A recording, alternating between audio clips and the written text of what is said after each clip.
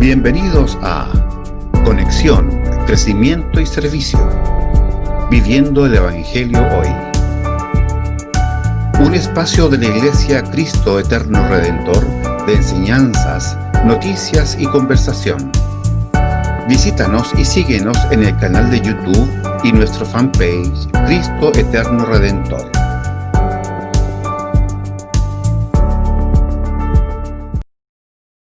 Buenas mis amados hermanos y amigos, qué bueno estar nuevamente aquí con ustedes para continuar con esta enseñanza y dando inicio nuevamente a un programa de conexión, crecimiento y servicio, viviendo el Evangelio hoy.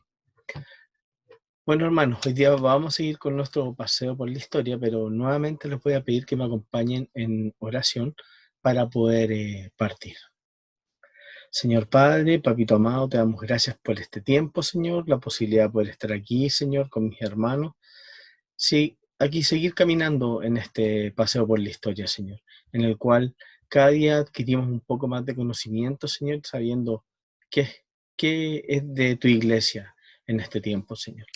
Te pido, Padre, que me guíes, Señor, que seas tú aquí con nosotros, Señor, y que todo resulte conforme a tu voluntad, Señor. Y agradecemos todo esto, Padre, en el maravilloso nombre de tu amado Hijo Jesucristo, nuestro Señor y Salvador.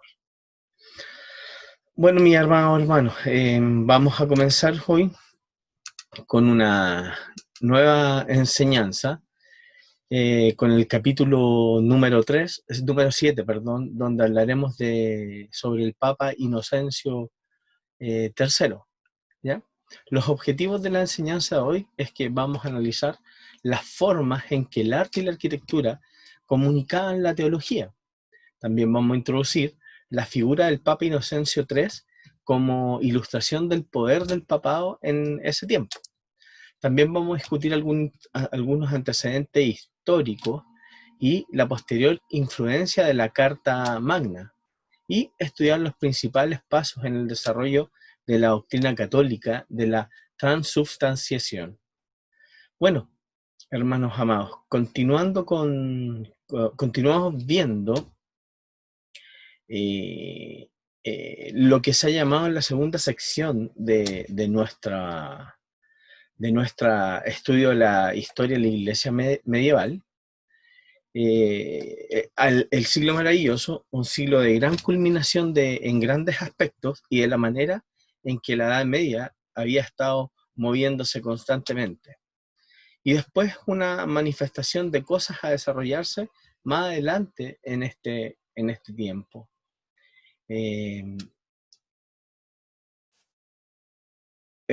Fue un siglo de gran logro, de gran pensamiento ilustrado, y aquí mejor que nada fue el inicio del gran movimiento de la arquitectura gótica, ¿no? Y que produciría esta arquitectura gótica increíbles catedrales que aún actualmente se pueden ver en la Europa actual. Y ya en ese tiempo ya no eran las iglesias románticas, algo chiquititas, achaparradas, estancadas, aunque igual eran bellas y que tenían esos tipos de arcos bajos y que eran a menudo bastante oscuras adentro, con paredes gruesas y pesadas, sino era la arquitectura moviéndose hacia una nueva cara, con arcos y columnas altísimas, alturas, iluminaciones inesperadas, totalmente nuevas eran la construcción de estas iglesias. Y esa arquitectura era una expresión no solo de un logro tecnológico total en ese tiempo y una estética artística totalmente nueva, sino que era una expresión de lo que era la religión en ese tiempo, en la vida de ese tiempo y en la cultura en general.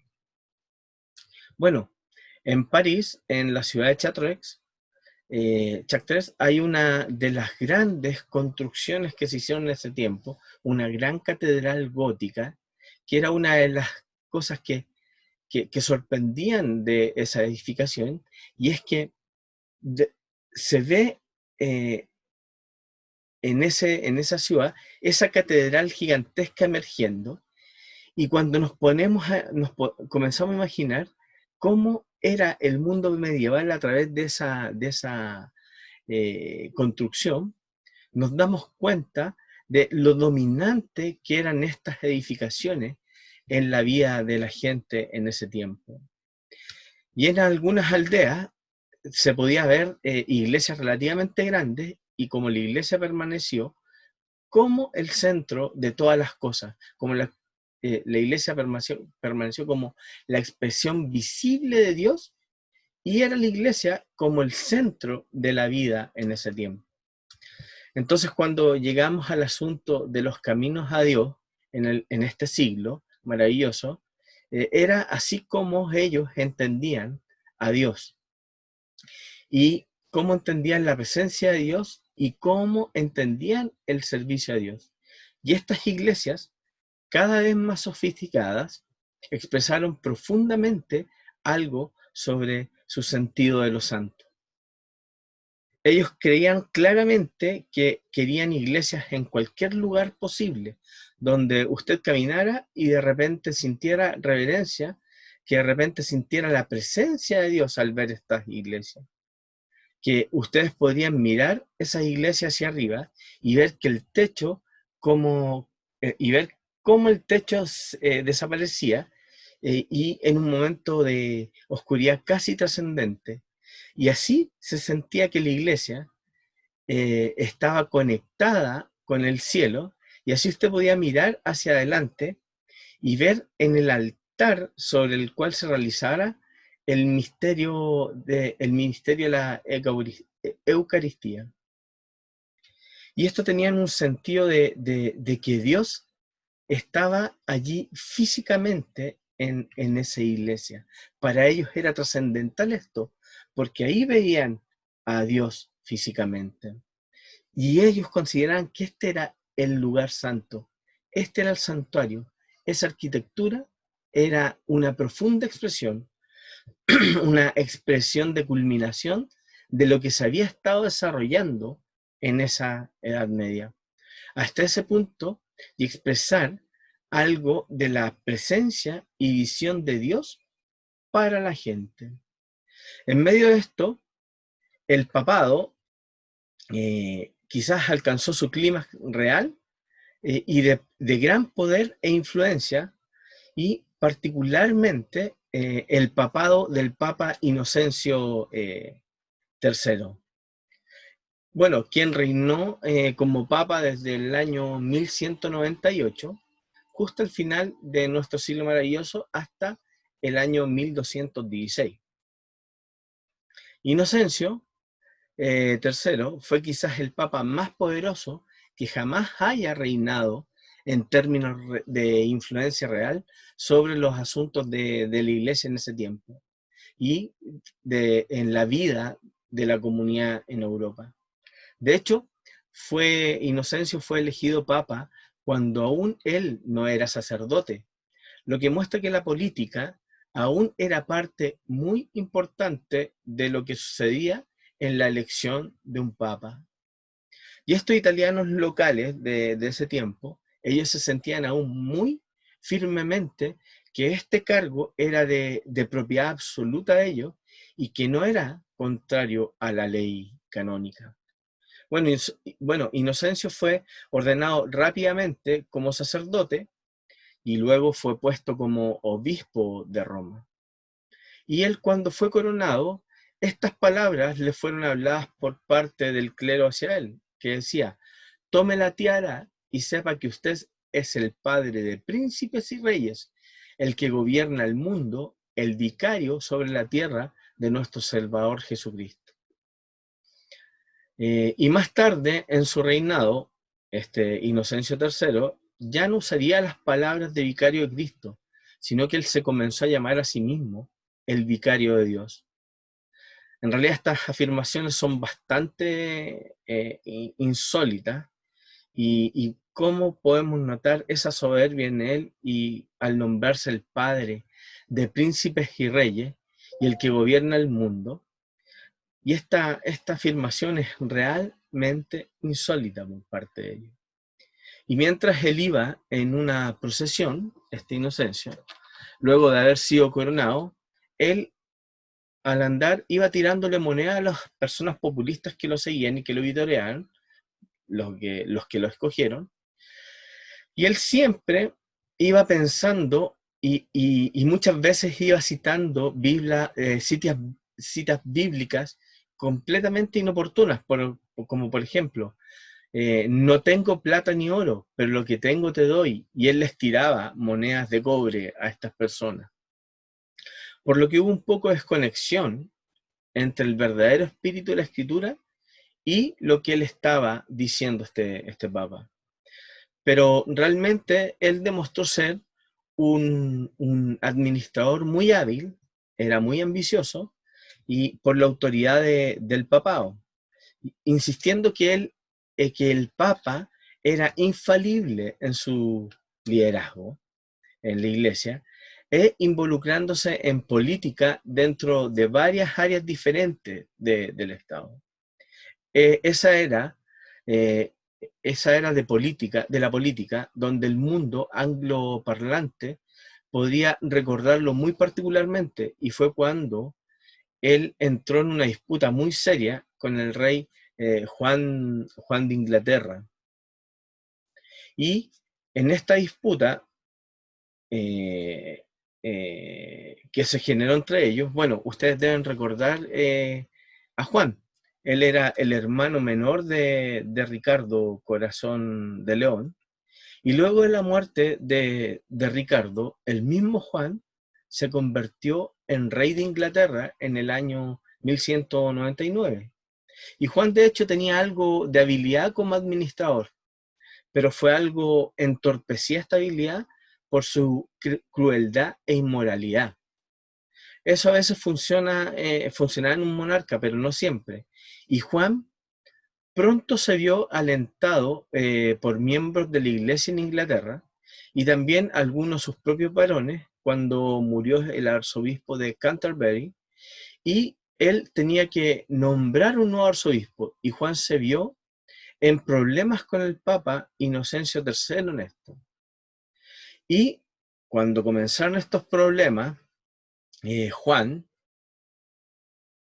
él comenzó a confiscar terrenos de la iglesia.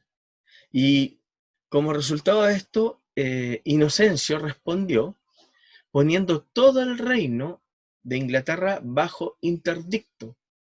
Esta era la máxima acción disciplinaria papal en ese tiempo de la Edad Media. Y un territorio, cuando era puesto bajo interdicto, significaba que no se administrarían sacramentos en este territorio. Era como si el país completo fuese excomulgado. Bueno, y lo que eso significaba era que los niños que nacían no podían ser bautizados, los muertos no podían recibir la extrema unción, y los vivos no podían recibir los sacramentos de penitencia o de la misa. Y literalmente en la mente de mucha gente común en ese tiempo, eso era un asunto delicado y un asunto de vida o muerte. Si no podían ser bautizados, no podían ser enterrados con la extrema unción de la iglesia, y ellos pensaban que su alma estaba completamente en juego. Y bueno, y claramente esto era un plan por parte de Inocencio III, que ocupó para poder doblegar a Juan, al rey de Inglaterra. Y este plan fue exitoso, por el hecho de que Inocencio llegó tan lejos al extremo de anatematizar a Juan personalmente y destruirlo o destituirlo del cargo. Bueno, él no podía echar literalmente a Juan del trono, pero significaba que Juan se acercaba rápidamente a un punto donde en su país se podía generar una guerra civil. Bueno, y entonces, para evitar eso, Juan se halló sometiéndose totalmente al Papa Inocencio III, declarando en lo adelante que Inglaterra sería un ladrón del papado, que el papado sería el señor feudal, el soberano supremo en asuntos ingleses, algo no muy grande, sabiendo que Inglaterra e Italia y Rusia se mantenían siempre bastante alejados. Y el momento en que el Papa hubiese estado tratando de ejercer esa autoridad, sería muy fácil eludir esa autoridad. Pero más importante para la historia occidental es que Juan se vio forzado a someterse a las demandas de los varones de ese gobierno, y eso lo llevó a los acontecimientos extraordinarios del 15 de junio de 1215, cuando Juan firmó la Carta Magna. Esta carta es vista a menudo como el documento fundacional de los decretos y libertades legales del mundo angloparlante. Significa literalmente la Gran Carta Magna, este escrito. Y es una gran carta que incluyó algunas disposiciones muy importantes. Primeramente, esa justicia no podía ser negada o demorada por el monarca a cualquier persona. En otras palabras, a ustedes no podían simplemente echarlos en la cárcel o dejarlos ahí y sin ni siquiera ser acusados y sin ni siquiera ser juzgados. Lo que era una manera muy normal de hacer en ese tiempo con la gente a las cuales no les caía bien en ese tiempo. Otra disposición de la Carta Magna era que usted tenía que ser juzgado por sus pares. ¿Qué significaba eso? Que si usted era un plebeyo, usted tenía que ser juzgado por los plebeyos, y si usted era un noble, tenía que ser juzgado por un jurado de nobles. Pero era un paso profundo en la ley decir que haber un juicio por jurado en vez de un solo juicio sumario con un noble y hasta un juez. También declaró que los tributos solo podían ser subidos con la aprobación de la Cámara de los Comunes.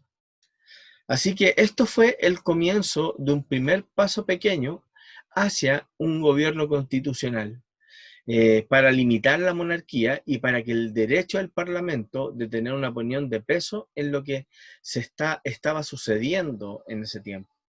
Bueno, ustedes podrían decir, ¿por qué querían los varones que comunes aprobasen estos tributos?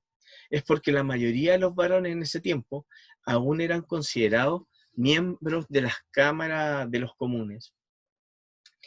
Así que no había grandes lores y por tanto no era parte de la Cámara de los Lores. No obstante, eso fue un acontecimiento asombroso.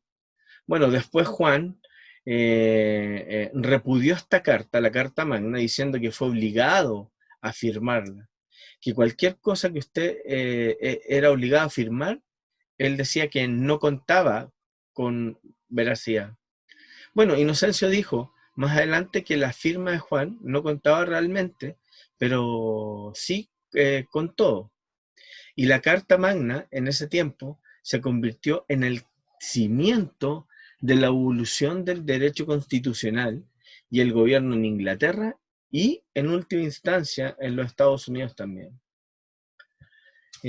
Por lo que es algo serio, es un gran paso en la historia de la civilización, e Inocencio se involucró en una variedad de asuntos gubernamentales. Es otra etapa, otra expresión y otro tipo de controversia que existió entre Iglesia y Estado. Inocencio ahora afirmando ser el vicario de Dios sobre la tierra, ve su derecho de involucrarse en casi cualquier asunto si tiene algún peso en esta iglesia.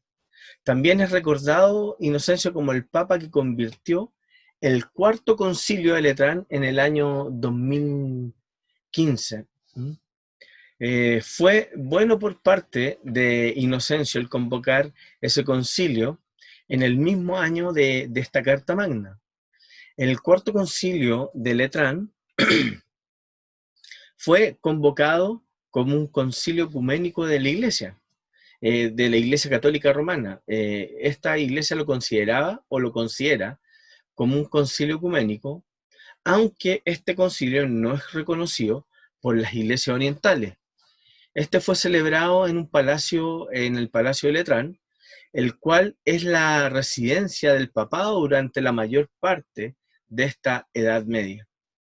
Bueno, el Vaticano se convierte en residencia más adelante para este papado, y todavía se puede visitar la iglesia de San Juan,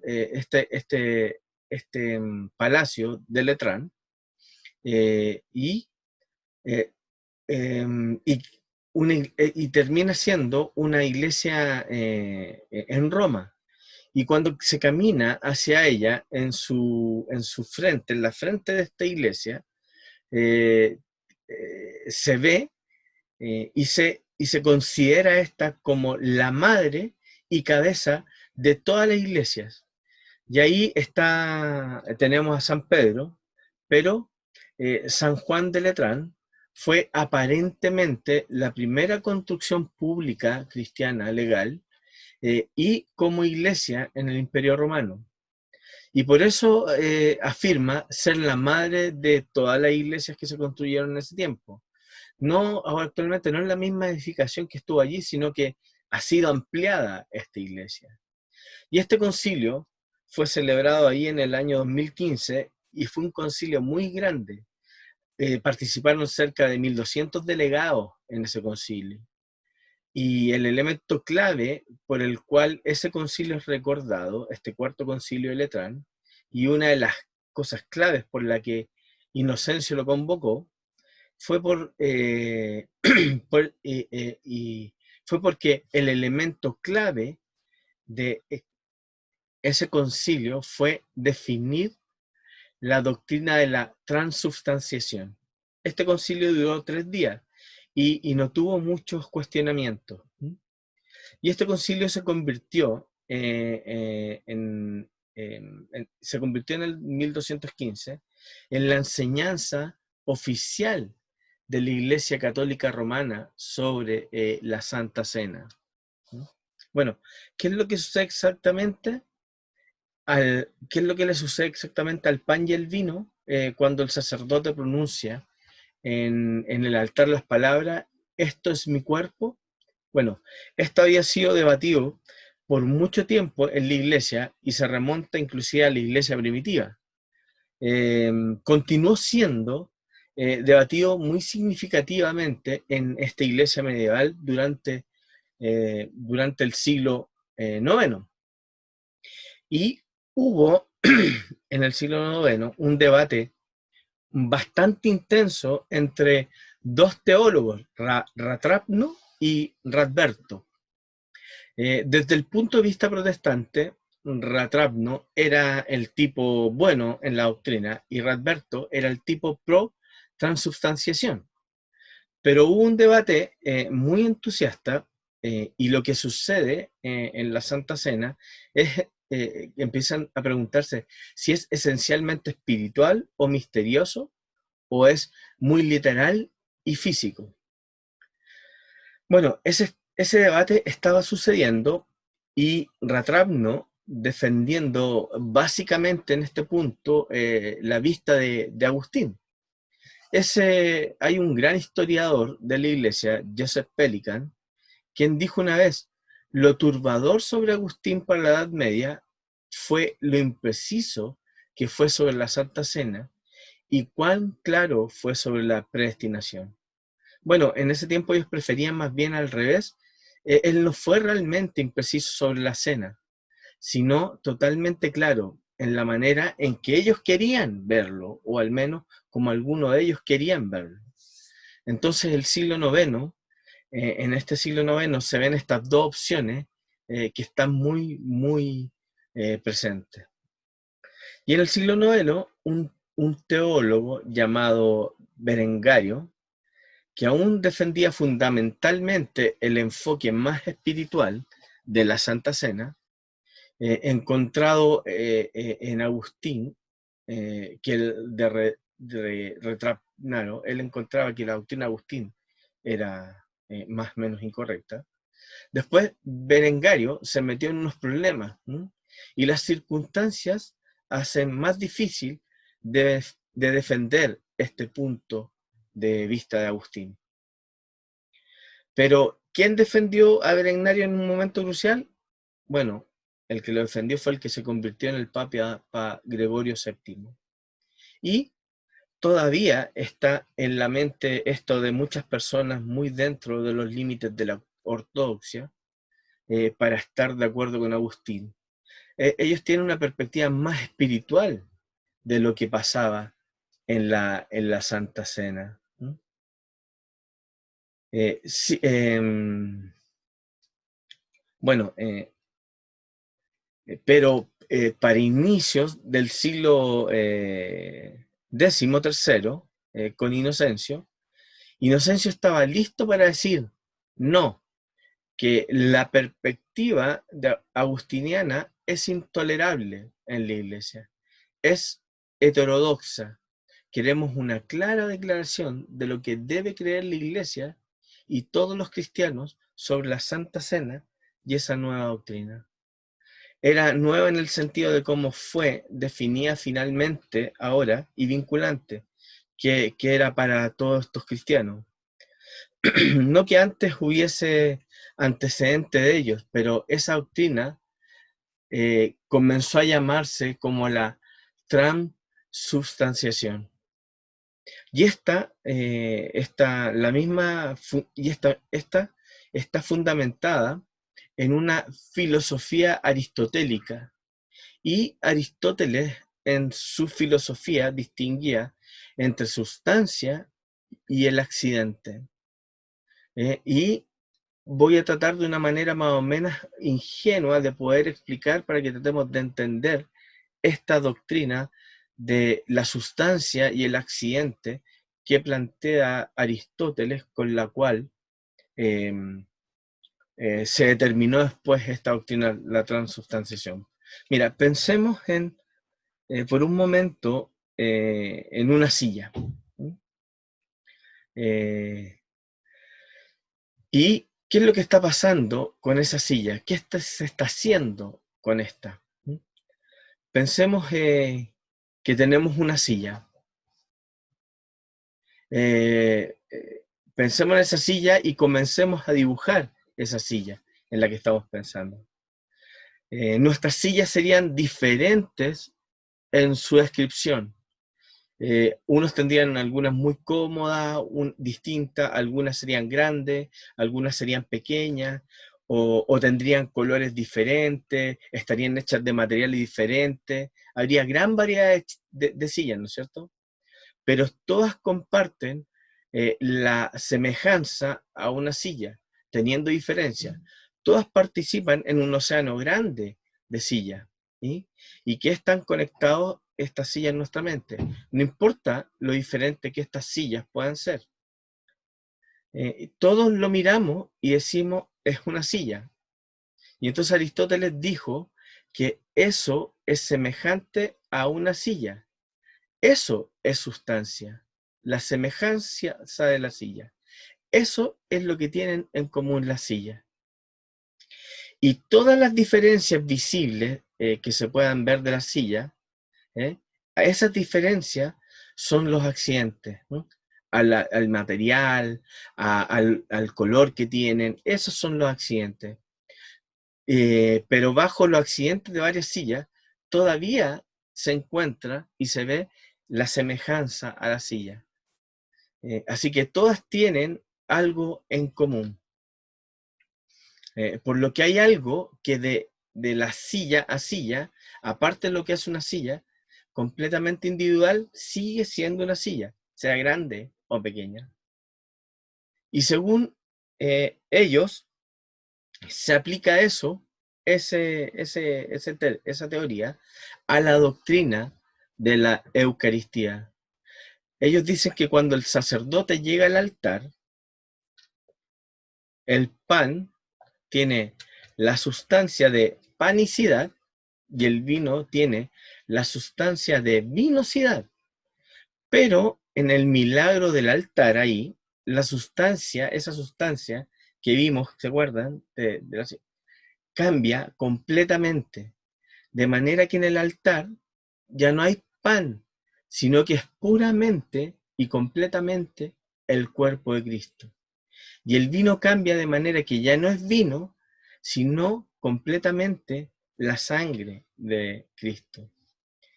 Y nuestra reacción natural, eh, eh, es decir, la reacción natural es, si pareciendo pan, aún sabe a pan, huele a pan, aún se siente como pan, por lo que solo esos son accidentes. Y fueron solo accidentes y los accidentes permanecen. Pero la sustancia ha sido cambiada milagrosamente. Y eso a ellos le llaman la transubstanciación. La sustancia ha sido tomada a otro sujeto y el milagro ha ocurrido. Y por tanto, cuando el sacerdote lo sostiene en este clímax de la misa, el pan consagrado, y él dice, este es mi cuerpo, que por vosotros es partido, ese es Cristo mismo ahí. Por eso es que la congregación se tiende a arrodillar, por eso es que los monaguillos que están ahí tocan las campanas, y todo el cuerpo de la iglesia se arrodilla, y se arrodillan a orar, porque ellos creen que Cristo está presente ahí. Bueno, los reformadores dirían más adelante que estos católicos son adoradores de pan, y la respuesta católica romana para ellos es, ustedes no conocen ninguna teología sana. No estamos adorando pan, aun cuando parece pan. Estamos adorando a Cristo porque eso no es pan, es Cristo.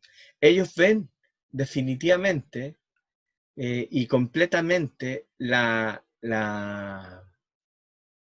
el cuerpo de Cristo y la sangre de Cristo en ese hecho. Y esa es la doctrina que fue definida en este cuarto concilio de Letrán. Y esta doctrina se convierte en una de las piedras angulares del catolicismo romano. Y en un sentido, ustedes podrían decir que hasta el 1215, en el cuarto concilio de Letrán, una de las doctrinas más fundamentales de lo que hoy concebimos como catolicismo romano, no existió como doctrina vinculante. Y por tanto no hubo tal cosa como la Iglesia Católica Romana que conocemos hoy hasta el año 1215. Hasta ese año recién se conoce la Iglesia Católica romana.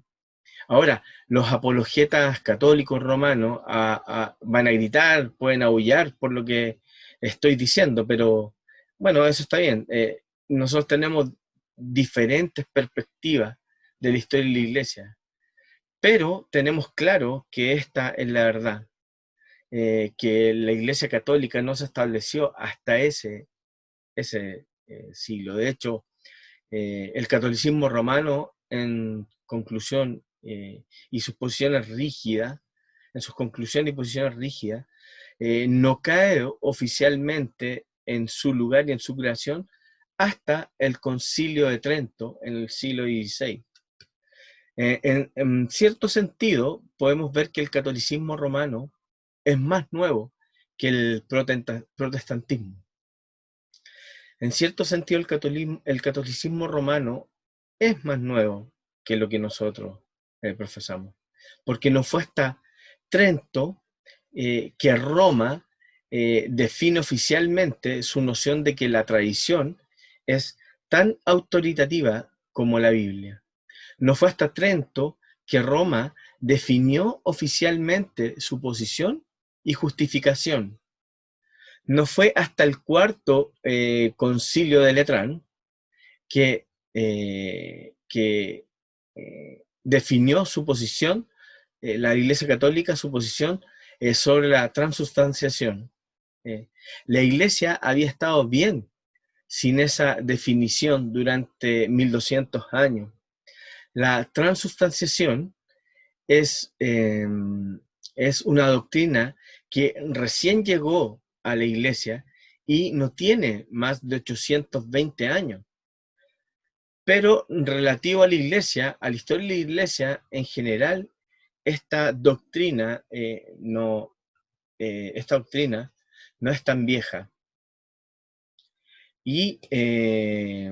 Pero pienso que esto es muy importante en el mundo en que hoy vivimos, donde está este constante toque de tambor de cambio romano durante estos 2000 años. Ahora, tenemos un sentido muy claro de cuándo ha cambiado y cuánto ha evolucionado esta doctrina y este concepto. Así que, hermanos, al cerrar hoy esta enseñanza,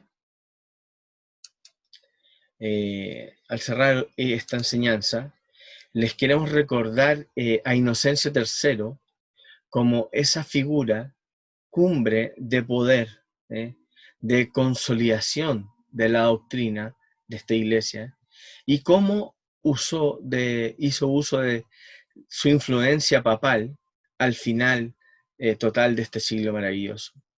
Y bueno, hermanos, hasta aquí hoy quedamos con la enseñanza y estaríamos continuando la próxima semana, y les agradezco el que me hayan acompañado nuevamente. Dios los bendiga y nos vemos la próxima enseñanza, donde avanzaremos un poquito más en la Edad Media. Dios los bendiga.